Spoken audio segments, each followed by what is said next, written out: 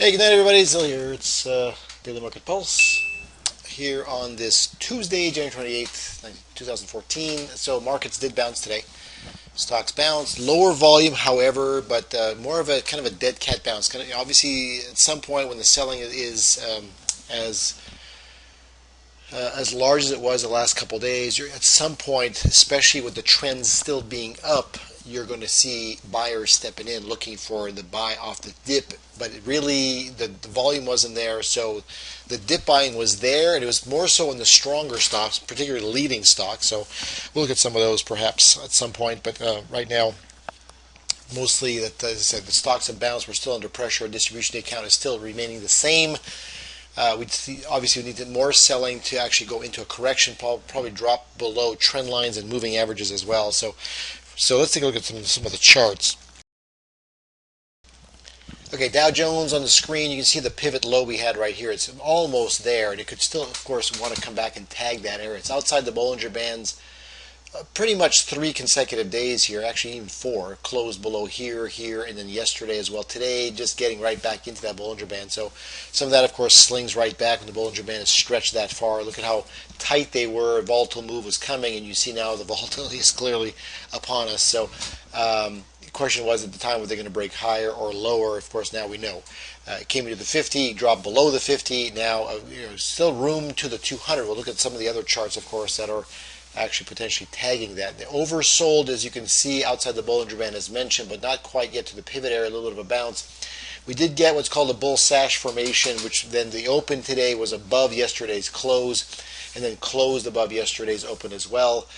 Could have been stronger where it could have closed above yesterday's high, did not do so, but still reasonable nonetheless, and I would still expect somewhat of a move higher still. Going into tomorrow, and then tomorrow to some degree as well. And the reason I say so is because typically when you see these kinds of dead cat bounces, you're going to see something that's going to be, let me go the other way. If I go top to bottom here, you're going to see the 382 is still up here at the 16,062 level. So there's still room to that level yet. That's kind of where I expect it to go, maybe stop. That also happens to be halfway through that very large red candle, which many times can act as a resistance or support depending on the direction that we're looking at. In this case would be resistance. So that's where I would be looking as a target on the Dow Jones, at least initially. Up as high as maybe 16,200, just because that's where the polarity area was, and the drop where the 50-day moving averages as well. So it's possible it goes all the way to those levels. So next is the S&P. So S&P came into that pivot area and bounced, same thing, bull sash formation below the 50-day moving average, same thing, looking into the polarity area right in this 1810, 1815 area on the way up. That happens to be where the moving averages are going to cross. That's the 50-day moving average as well. It is oversold, so we're still looking for a little bit more activity to the upside. We'll see if that's going to be the case. Nothing much greater there. Otherwise, ultimately, we're looking for maybe a possible sell-off below this 1780 level, in which case heading toward the 200-day moving average and channel lines as well. NASDAQ, interestingly, has come into the 50. It has not yet closed below the 50. The Bollinger Bands are not quite as wide and expanding like we saw in the S&P and the Dow Jones.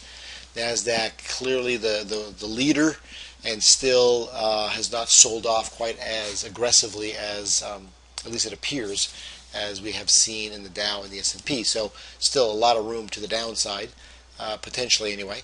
Next move may be to the big nice round number of 4,000. Right now it's right out of polarity areas. You can see that goal line I've got at 4075. That happens to be the old highs from early December, as well as a rising window that occurred in that same time frame. I think this window at this point right here, which was formed earlier, can be taken out just because it no longer is needed. Since we broke through and closed below it, it no longer is of importance. Getting into that oversold area as well as mentioned with the other indexes, we'll see what they do next. I still think a little bit of a bounce higher is possible, but then there's still a chance they threaten to go lower at some point as a correction if that's the case. The bulls have got to step in. You can still see the lows are still going up, the highs are still going up, so the trends are still intact, particularly in the NASDAQ here. But once that 50-day moving average is going to be breached and closed below, then of course all bets are off. Things get potentially a lot weaker. The TSX for our fine Canadian friends, once again, polarity area. See it right here, evening star, shooting star, bearish engulfing, broke out, came back, tested it, 8 moving average as well, right at that 13,500, zoomed higher into the 1618 extension, came all the way crashing back very close to that polarity area, but also the 50-day moving average, and very close to that 13,500 level. Decent bounce today into the 20. It held the 50-day moving average as well here. So good solid support here for sure. Also approaching oversold. But that's a pretty steep decline, which again you'd expect some kind of a bounce. So if I do the same thing with the fibs here as well, go to the high where the resistance clearly was involved. You are looking at right now. It actually met the 38.2% retracement and room to the 50%, just slightly higher, near 13,760. So we'll see if they manage that or not on here on the TSX. A breach below 13,500 obviously takes you much lower. Then it takes you to levels, down into the 13,100 levels potentially. We'll see what happens there. We've not looked at the New York Stock Exchange pretty much ever, so this is going to be interesting to look at. You'll see a former high right here, which acted then as support, and now support again. So you can see the significance of that level, pretty clear, and it bounced right there. So again, how high will it go? Will it bounce really high, or does it actually take off? Now note, every time, if I draw a few things here, well, here you have the resistance here, of course. Comes to the 20 moving average and that area, comes to the 50-day moving average and that area. Now, of course, that's all up here, right? All the moving averages are up there. So this is the first time, even though we're at support, that we're below all the moving averages. So is this the start of a much larger, huge dome and muffin top? So which means that this could, of course, come back up to some degree and then, chop around. Who knows what it's going to do? We don't know yet, but certainly right now it's kind of day to day to see how they're going to react to this whole level. Treasuries, well, we came right into the 200-day moving average, dark cloud cover. To me, based on volume, just based on activity, I expected a little bit of selling after a robust move to the upside. Moving averages still kind of crossing and trying to figure out what's going on. But now we've got a golden cross with a 20 rising over the 50. It hits the 200-day moving average, a target area, at least intermediately. The ultimate will be 134, with a former pivot area with a shooting star, a bearish engulfing high exists. So a little bit of a pullback, a little bit of a sell-off in terms of profit taking. Fully expecting, even if this drops a little bit more, that it's going to find support and go higher once again toward 134. So that's the anticipation, at least for right now. So Treasury is very bullish for the time being. And yen kind of doing the same thing. Yen came over the 50-day moving average, cleared some of these pivot areas, and then just pulled back a little bit, gap lower here on the open for tomorrow. Holding the 8 moving average, the 50 is right there as well. So if any price action at all can get any kind of momentum, you're looking for levels much higher and probably all the way up into this area right here would be kind of the anticipated goal and target. Gold just meandering, knew that based on moving averages the way they were and so on in resistance levels that it was going to kind of just be neutral for the time being to somewhat of a bias still to the upside. It's forming that kind of rounded bottom formation right now. Ultimately, you're looking best over 1275 to 1280. Then it looks much more bullish into 1340 for the time being, negotiating these levels right now. It looks fine otherwise. Crude here, oil, kind of a weird one as well, because the 20 was crossing down below the 50, the 8 moving higher, the 50 is already rising, so they're all clustered together, but they're all acting as support for the time being. Huge thrust to the upside today in oil, but finding resistance across 97.50. Critical spot, probably as high as even 97.75 or so.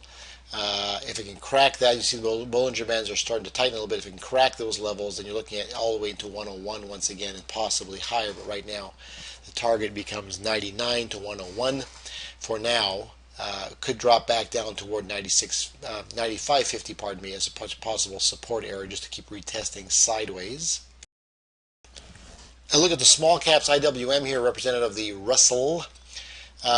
Slight polarity area that was broken, meandered through, hit the 50, rose up, hit resistance all the way across 116, broke out temporarily, ended up with a falling off the roof, meaning it came up, broke out through resistance and momentum, and eventually just failed just a few days later, aggressively, as you can see, closing below the 50, but back to an old pivot area, with room still to the downside into the 109.50 area, 109.35 area. Still room there, but again, a little bit of a bounce like we've seen everywhere else, a little bit of dead cat bounce after 3 solid downside days. Percentage-wise, we're looking for a move maybe into 114. We'll see how that goes. Again, oversold here as well, like everything else. Any kind of a drop below 112 or so, then you're looking at probably, again, the 109.36 area, possibly lower into 107 and a quarter to 108. We'll see how that goes. And finally, the VIX. The VIX came up, as we know, aggressively a couple days ago into the former window, that red shaded area, 18 to 19, blew into 19. We knew this would be a target area, maybe slash a resistance area. It is a window, of course, so that's what you'd expect. A bigger resistance based on an old trend line on the series of highs above, near closer to 20, 20, 50. But right now, we knew that would be the case. Again, couple consecutive days. Closing above the upper Bollinger Band. We knew there'd be some kind of retraction. It pulls back where it is today. Big pullback here. Markets bounce, as we said earlier. Still kind of expecting, even if this drops into 1475 to 15, that's where the markets might bounce a little higher. We might find support here. And then, of course, the VIX resumes going back toward 1819 and trying to maybe burst the 21 bubble. We'll see if that's the case as well. A little bit close to overbought here, but still... you'd expect a little bit of a retracement here following these closes above the Bollinger Band. That happens all the time. It's not unusual. And perhaps worth going back to the put-call ratio. Again, the blue line up here in the upper third is a moving average, 5-moving average exponentially of the put-call ratio.